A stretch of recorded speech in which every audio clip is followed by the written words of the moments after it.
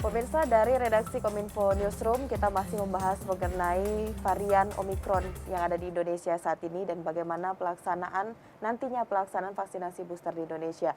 Pak Dirjen, tadi sudah Bapak jelaskan bagaimana vaksinasi booster ini.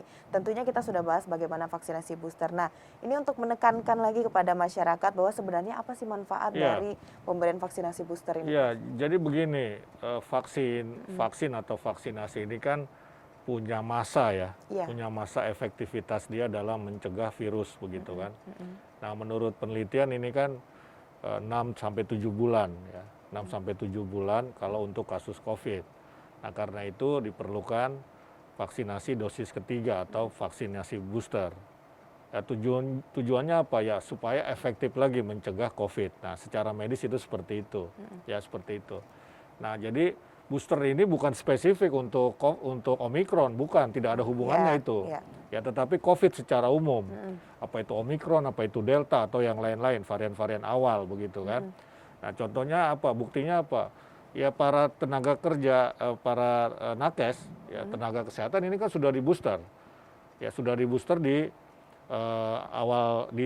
di tahun kemarin ya, sudah tahun kemarin. Kenapa ya? Karena mereka kan berinteraksi dengan virusnya secara langsung karena mereka mengobati atau merawat orang yang terkena COVID begitu. Waktu itu kan belum ada omikronan begitu kan.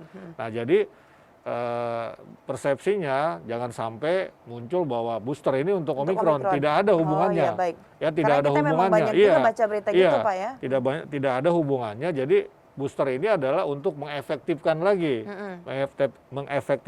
vaksin dalam mencegah terjangkit COVID kita begitu. Kenapa? Karena memang menurut penelitian secara medis itu vaksinasi efektivitasnya berkurang setelah 6 atau 7 bulan ya, 6 atau 7 bulan ya. Karena itu setelah makanya disampaikan setelah 6 bulan dosis kedua baru bisa booster ya, karena dianggap 6 bulan itulah efektivitasnya sudah mulai turun begitu ya.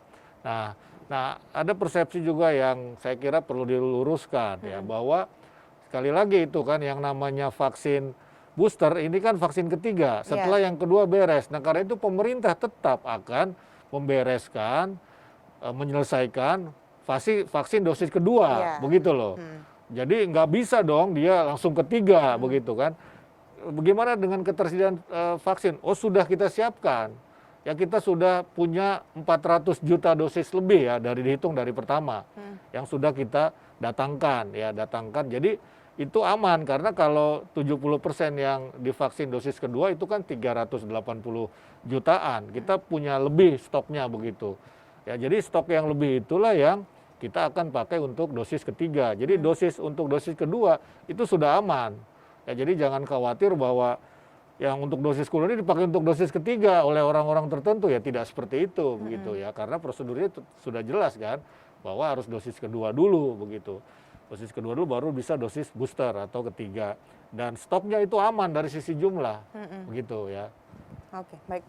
Lalu kalau untuk siapa saja sasaran atau siapa yang bisa menerima vaksin booster ini, Pak? Ya, tadi sudah saya sampaikan ya, dia sudah umurnya dosis kedua, kemudian usia ini kan dewasa ya 18 tahun begitu kan.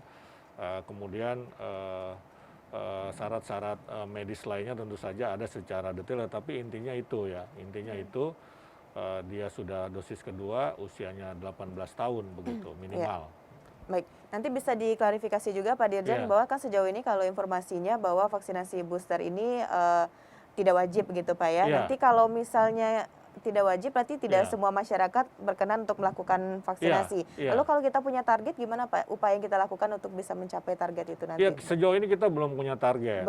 Kita belum punya target, tetapi kita hanya mengatakan ya semakin banyak orang yang di booster itu akan semakin baik begitu. Kenapa? Karena efektivitasnya tadi kan akan muncul kembali.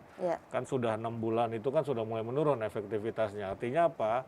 Dia akan efektif untuk mencegah COVID kalau semakin banyak orang yang booster begitu ya. Kira-kira sih seperti itu. Jadi memang bukan kewajiban ini begitu ya. Dan vaksin 1 dan 2 juga pada dasarnya kan bukan kewajiban. Ya, tidak ada kalau kewajiban kan dia tidak divaksin maka akan dihukum kan begitu. Ada paksaan di situ. Ini kan tidak.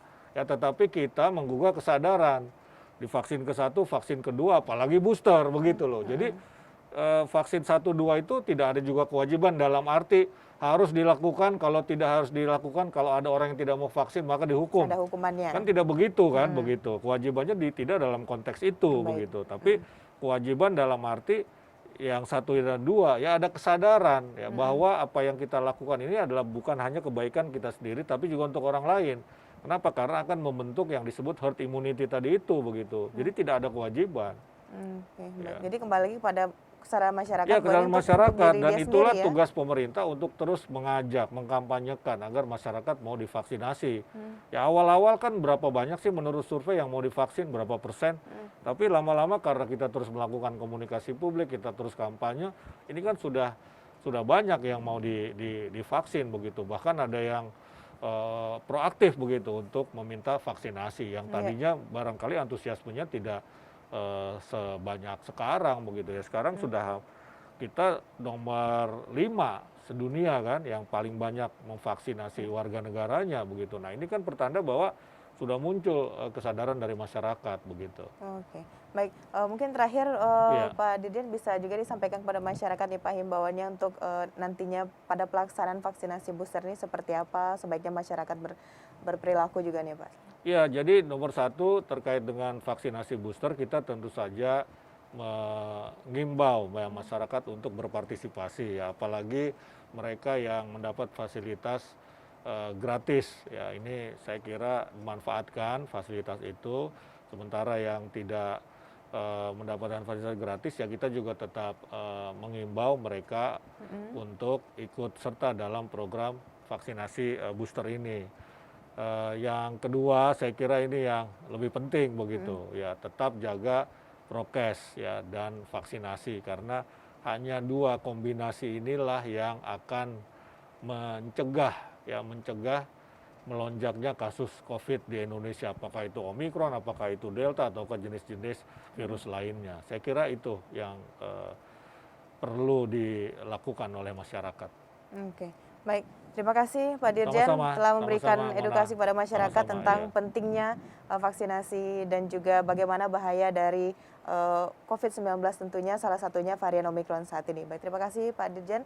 Dan pemirsa, tadi kita sudah bahas bersama dengan Pak Dirjen IKP Kementerian Kominfo Republik Indonesia. Tentunya hal yang harus kita pahami adalah bukan hanya vaksinasi yang dapat mencegah nantinya penyebaran dari COVID-19, namun juga protokol kesehatan di masyarakat juga harus lebih ditingkatkan lagi.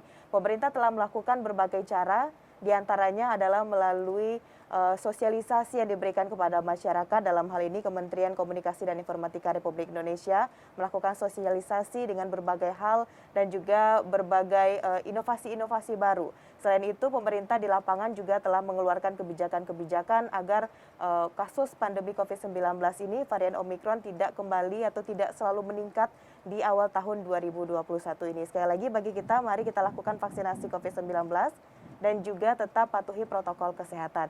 Terima kasih bagi Anda yang telah menyaksikan dari redaksi Kominfo Newsroom pada hari ini. Saya Mona Azarinisa. Terima kasih. Wassalamualaikum warahmatullahi wabarakatuh dan sampai jumpa. Terima kasih.